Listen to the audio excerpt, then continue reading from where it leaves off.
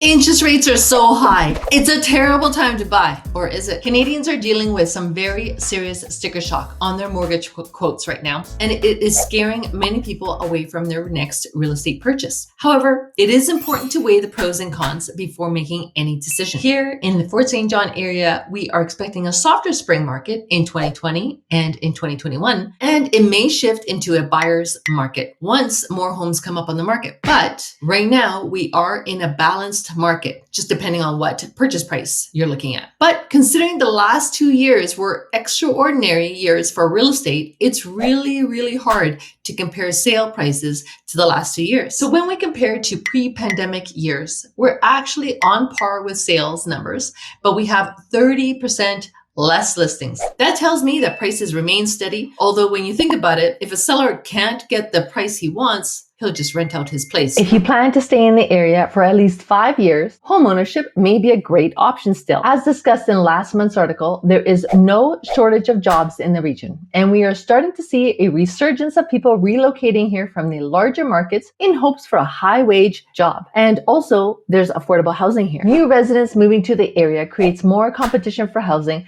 thus drives up the prices. The alternative to purchasing is renting. Historically, when the job market in Fort St. John is hot, so is the rental market. We have seen in the past extremely low rental vacancies during these times, hence driving up the cost of rentals, and all that money is going down the drain.